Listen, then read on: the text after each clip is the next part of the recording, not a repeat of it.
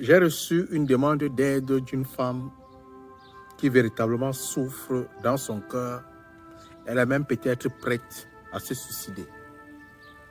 Dans le sens normal, j'avais décidé de ne pas parler des affaires sentimentales sur ma page, mais puisque c'est une affaire véritablement de soutien social et que c'est très important, madame, je vais essayer d'apporter mon analyse, vous dire là où vous avez fauté et peut-être vous proposer les moyens de sortir.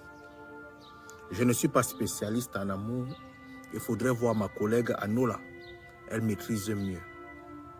Madame, j'ai lu pratiquement tous vos messages et en fait, pour pouvoir essayer de comprendre le problème de cette dame, je suis passé, et c'est dans mes habitudes de passer par une séance de questionnement, ce qui permet à la personne qui est en face de moi de pouvoir donner véritablement sa version de fait et sa façon de voir les choses.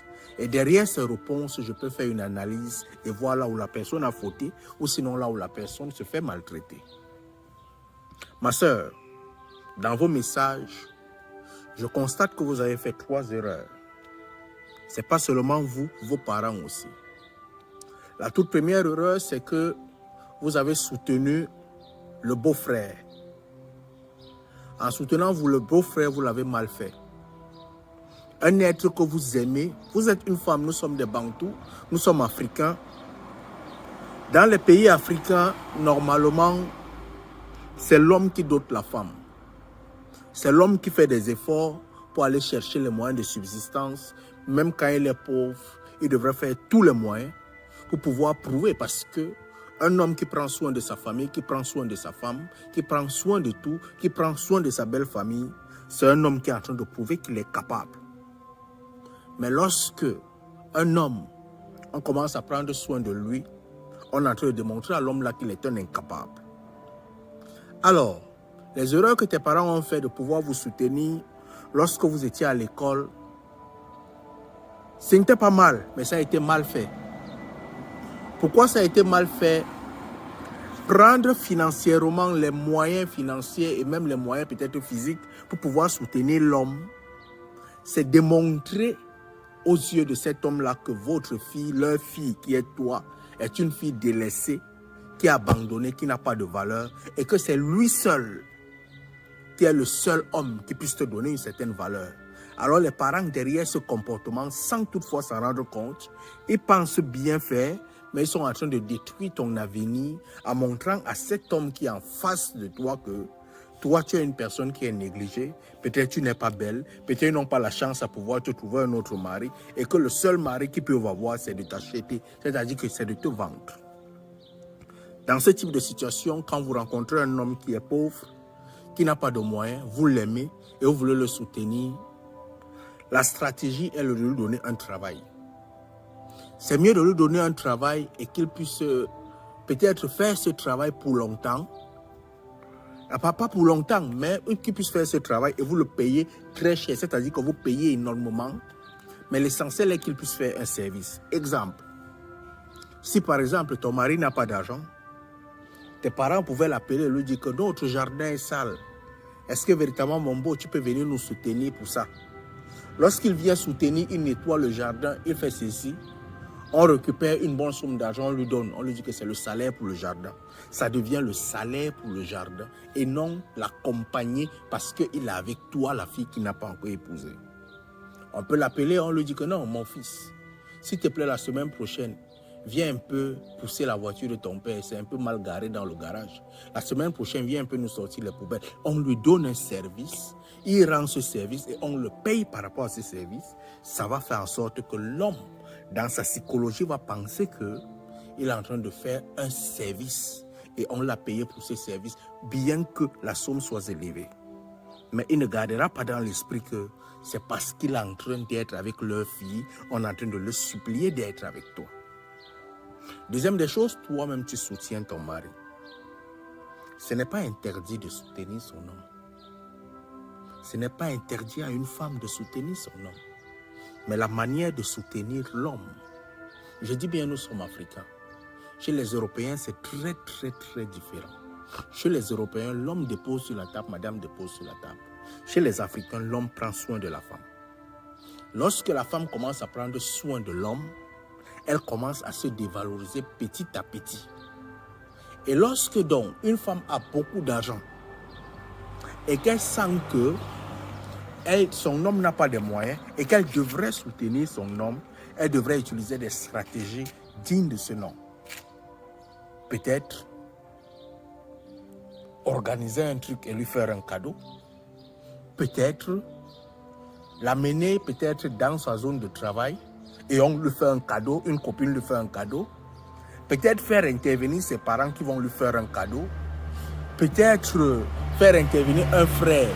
En fait, on l'utilise d'une certaine façon et il sait que je suis dans une famille où on m'exploite mais on me paye cher. Le jour que tu veux lui faire un cadeau, tu peux sortir une voiture, tu lui fais un cadeau. Mais ce n'est pas l'habituel. Exemple, sa mère est morte. Toi, la femme, tu es sage femme, lui, il est infirmier. Tu te lèves, tu peux prendre tout ton argent, tout ton capital. Tu peux t'occuper de lui pendant que lui, il est là, il s'occupe d'autres femmes. Tu te dévalorises à ses yeux. Troisième des choses. Ton homme, tu l'aimes trop. Avec beaucoup de sincérité, les hommes, nous, on aime le challenge. L'homme n'aime pas ce qui est trop facile. Tu as tellement facilité la tâche que peut-être il faudrait d'abord en parler. Tu as découvert que ton homme t'a trompé. Et lorsque tu as découvert que ton homme t'a trompé, tu t'es levé, tu as excusé. Tu es parti chez toi, tu es rentré, il est venu te supplier, tu as excusé et tu l'as réaccepté. Lorsque tu l'as réaccepté, c'est une bonne chose. Mais qu'est-ce que tu as fait pour l'amener à comprendre que tu ne veux plus? Un homme, quand tu le vois, un homme voudrait savoir qu'il est en face, que sa femme est comme son policier. Sa femme est la personne qui le protège, sa femme est sa mère. Mais si sa femme fait comme l'enfant et que lui, l'homme, il ne se sent pas enfant devant sa femme, il faudrait savoir que tu as raté l'éducation de ton homme. Dans ce cas, qu'est-ce que tu aurais fait? Lorsque tu as découvert que ton homme t'a trompé, tu es rentré chez tes parents. Étant là-bas chez tes parents, tu devais mettre les règles. Et lui dit que là où on rentre là, je suis resté chez mes parents. Mais je te dis une chose, tu me dis que tu m'aimes, mais là où je rentre là, si tu m'apportes encore la tromperie, je te rassure d'une chose, on va divorcer. Tu mets les bases, il te donne des clés d'assurance avant que tu ne rentres. Tu ne rentres pas parce que tu l'aimes. Tu ne rentres pas parce que tu as le Moguli qui est en panne. Non, madame. Il faudrait corriger ça. Troisième des choses. La fille t'appelle. La fille t'appelle. Et tu laisses que ses copines t'appellent. Tu ne sais pas que véritablement, en montrant aux filles qui sont dehors, les laisser appeler, les laisser prendre le téléphone pour t'appeler, c'est toi qui te dévalorises, madame. La première fois que la femme t'appelle, tu laisses cette fille t'appeler, tu prends le téléphone la prochaine fois, tu lui dis bonjour jeune demoiselle. Désolé, je t'appelle par respect, je sais que tu es avec mon homme. Mais cet homme est un homme marié. La prochaine fois que tu vas m'appeler, je vais te porter plainte et tu vas te retrouver au commissariat. Je te respecte, je sais que tu veux jouer la vie. Je sais que tu veux peut-être, mon homme est peut-être égaré ces derniers temps-ci et que tu lui apportes le plaisir qu'il faut. Mais fais-toi l'honneur de pouvoir avoir ce plaisir et de ne pas me déranger. Toi aussi, donne-toi une valeur. Ne te dévalorise pas devant ses copines et devant ses hommes. Et devant lui. Quand les copines t'appellent, dis que c'est du n'importe quoi et que tu n'es pas d'accord. Quand il rentre à la maison, dis-lui que ta copine m'a appelé. Chérie, je pense que nous sommes sur la base du respect. Si tu sors pour aller coucher avec les femmes, fais l'effort qu'on puisse me respecter. Parce que si on ne me respecte pas, toi-même tu ne seras pas respecté dehors. Donne des ordres, mais dans le respect à ton homme. Prends ton homme comme un enfant et enseigne-le. Tu as constaté que ton homme est frivole. Tu viens signaler dans le truc que ton homme, véritablement, il te laisse. Maintenant, il ne te donne plus le lit et tout ça. Ton homme a compris que tu aimes le lit. Tu lui as donné 2 enfants. Tu as découvert qu'il est infidèle, tu as découvert qu'il ne te respecte pas, tu es encore tombé enceinte du 3e enfant. Il a compris que tu es une femme sans valeur. Tu es une femme qui n'est pas difficile. Tu es une femme qu'il a déjà dans la main. Et lorsque tu es déjà peut-être quelque chose qu'il a acquis, les parents l'ont supplié, toi aussi tu l'as supplié, tu es en train de le supplier pour qu'il reste avec toi. Tu voudrais qu'il te respecte comment, chérie? Pose-toi cette question. Il y a autre chose, c'est que vous les femmes, vous ne le savez pas. J'ai souvent demandé aux femmes que vous pensez que l'homme, quand il se déshabille, se couche sur toi, il fait l'amour avec toi. Quand il arrive, il te touche comme ça. À peine il t'a tellement caressé, tu as tourné les fesses, tu lui as donné comme peut-être un poulet pour qu'il monte sur toi. Tu crois qu'il va t'aimer, tu crois qu'il va te respecter. Il n'y a pas de challenge. L'homme aime le challenge. L'homme a vraiment le plaisir lorsqu'il arrive là. Il te drague, il te compose, il te supplie, il te dit, il se met à genoux. Et lorsqu'il se met à genoux pour que tu lui donnes le sexe, tu finis par lui donner, il ne va pas durer. C'est là où il a pris le vrai plaisir, c'est là où ça a le goût. Mais à peine il te touche, toi tu as envie plus que lui. Tu supplies même le lit pour qu'il couche avec toi. Tu crois qu'il va te respecter, il ne te respectera pas. Tu es une femme sans valeur à ses yeux. Cette vidéo est longue. Mais chérie, je vais essayer de t'apporter quelque chose pour que ta vie puisse se changer. Tu es à distance. L'homme te dit que je suis à distance. C'est parce que tu es à distance que je me suis retrouvé. Il ne te respecte pas. Tu as tué le respect parce que tu es une femme qui ne challenge plus. Il ne se challenge plus pour t'avoir. Alors, la solution dans ce type de problème, c'est que tu devrais devenir une femme qu'il devrait se challenger pour t'avoir. Il a 3 enfants avec toi. Bientôt, ton enfant va naître. Un nouveau enfant va naître. Il ne connaît pas, mais il est en train de te manquer le respect. Bien que tu sois enceinte, il faudrait que tu mettes les règles, les points sur les i. Et je vais interpeller les familles. Si vous aimez vos filles, ne faites pas l'effort que ce père a fait de soutenir son beau-fils.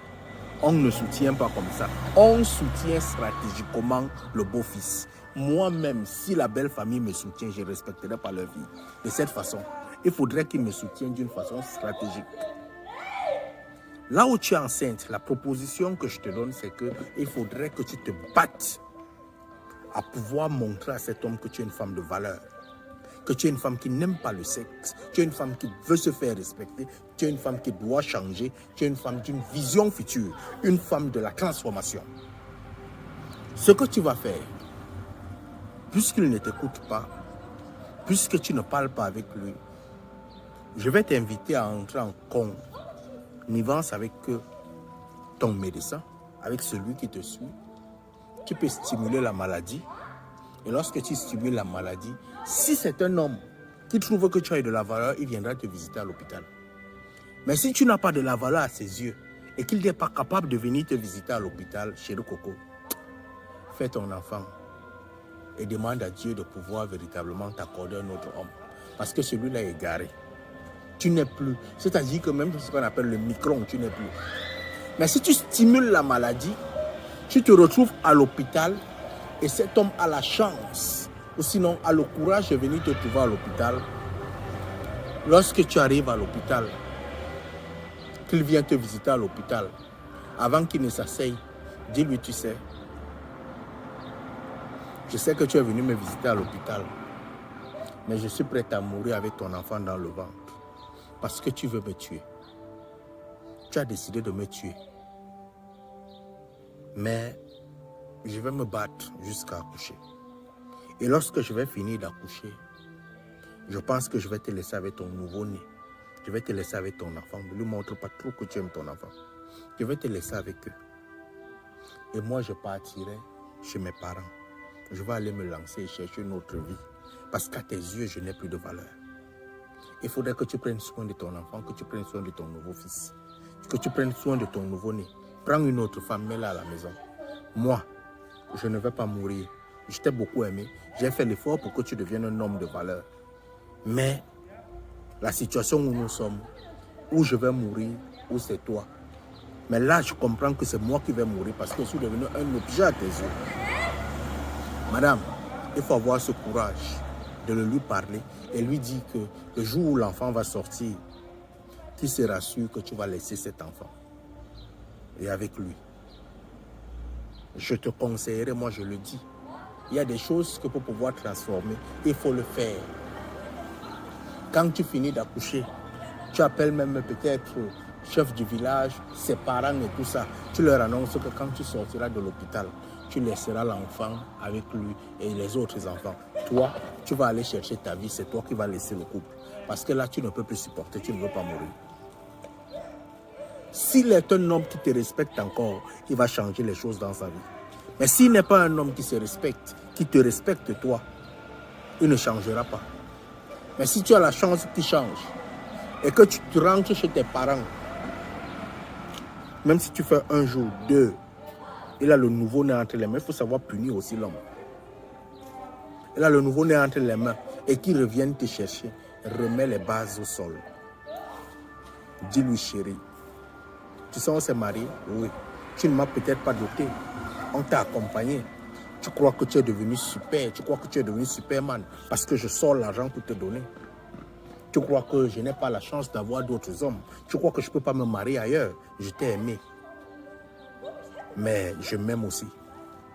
Là où je vais rentrer chez toi, il faut savoir une chose. Tu sors, je te laisse avec tes enfants, tu t'en occupes. Peut-être c'est difficile pour moi de trouver des bons mots. Mais véritablement, tu sais quoi faire pour pouvoir recadrer ton homme. Parce qu'à l'heure actuelle, je crois que les gens le diront en commentaire, il faudrait civiliser ton homme, il faudrait le recadrer. Si tu ne le recadres pas, si tu n'apportes pas une bonne causerie, tu remets la causerie sur la table de causerie, vous recausez ensemble, vous rediscutez ensemble, vous remettez les bases au sol, tu ne te feras jamais respecter. Ça, c'est mon seul conseil. Et je pense que c'est le meilleur conseil qui puisse passer. Parce que c'est ce qui vient de ma tête, c'est ce qui vient de ma pensée. D'autres personnes pourront t'apporter des commentaires en dessus. Allume ton cerveau, ma soeur, et bonne chance à ton couple.